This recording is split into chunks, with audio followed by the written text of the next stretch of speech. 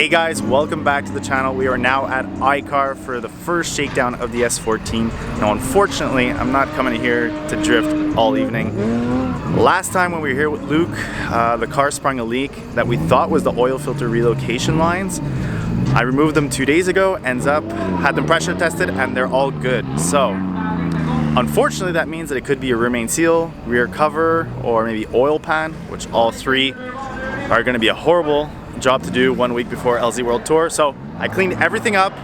I'm gonna go out for like maybe half a lap, come back off, jack it up, see if I can see where it's coming from. At the same time, I made a couple of changes in the front. I added some camber, so I rechecked the toe on the front. And yeah, so let's suit up, because after what happened with James Dean, no more driving in a hoodie and pants. So I'm gonna put the suit on, get some GoPro set up, even though we're doing 2 corners, and you can see what the car does.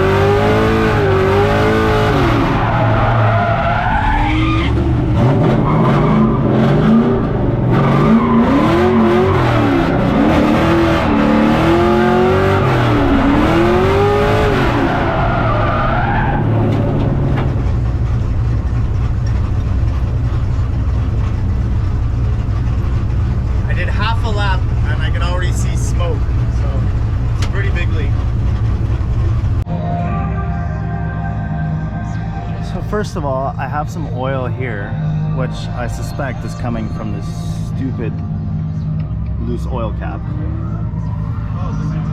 I do still see oil under.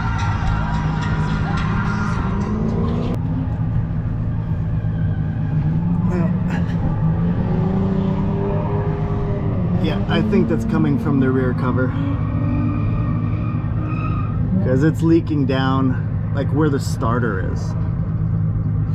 Well, I'm actually pretty happy that I decided to come test 1 week before the LZ World Tour. So at least it leaves me a week. Should be okay. I'm gonna go home now. It's only like 7:30 at night. I'm gonna put this car in the garage and start pulling the motor. Hopefully I can get it out by tonight or tomorrow. Put it back in by Sunday. Probably still go testing before the LZ World Tour. So let's get home and get to working on this car. Alright, the S14 is back home, got it unloaded, parked the trailer, went to the groceries, made some supper, had some supper, ready to start pulling the engine out. It's already 10 p.m. so I'm going to aim maximum about midnight or 12:30, see what we can get. There's no point in going crazy and, you know, going through the night, because I still have about 7 days. I would like to go test before that, so I want to try and get it done in the weekend. We're now Thursday night, so. Car is parked, just gotta put it up on the lift it up. Now unfortunately, since I have a scissor lift, the little things are a little bit longer. So, you know, pulling the drive shaft, I have to climb between the scissor lift, you know, tranny mount and everything. So it's a bit longer, but I still rather that than working on the ground. So let's get started.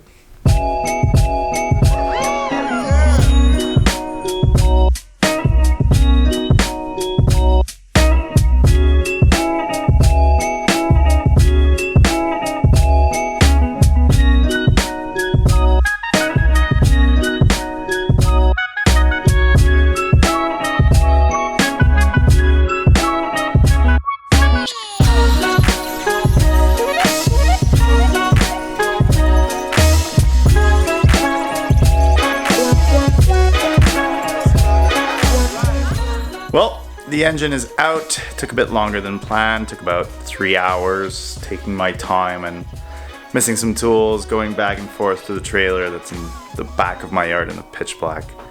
So everything went well. I almost screwed up. Started pulling on the engine and I forgot to undo the clutch line at the master. So that could have been bad, but yeah, it's looking good. Nice and clean. Now I was gonna pull the clutch, but I realized that my father has my, I have a tool that bolts where the starter bolts and it locks the flywheels so it doesn't, the crank doesn't turn. I'll go get that tomorrow. I have to go get the parts anyways to change the rear main seal, the rear cover gasket, and the oil pan gasket. So it's time to take a shower, go to bed, and we'll continue tomorrow. All right, it's the next day. It's nice and sunny outside. Time to get the new gaskets and seal on the motor and put it back in the car. So pretty sure we pinpointed where the leak was coming from. So on the block, you have the rear cover that meets the, the engine block. So they say to put gasket maker here. As you can see, I had put a lot here. Seems I wasn't generous enough here, and you can clearly see that this is where it was leaking out, which is exactly the corner that it was leaking oil, back passenger corner.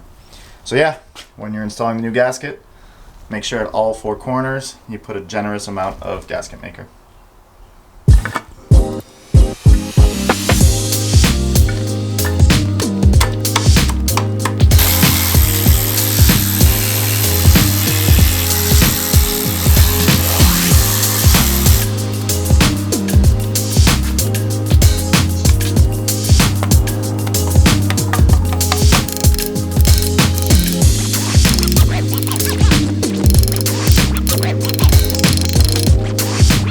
Alright, so the oil pan is torqued.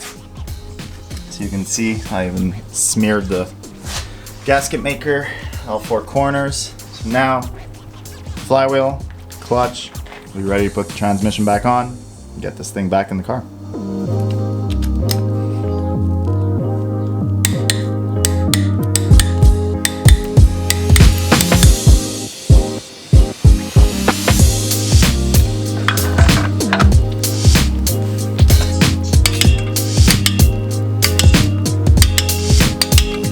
Hey everyone, it is now the next day and it's time to get the LS back in the S14. And I have a little helper with me today.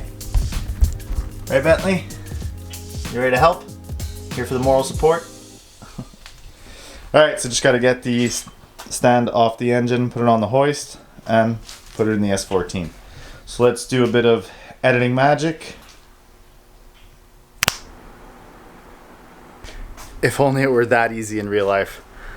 Oh, it's been a long couple of days, a couple little hiccups, but we're ready to start the car. I just primed it, no fuel leaks, filled up all the fluids, so we're ready to start it. So let's see if it starts first shot. Let's go.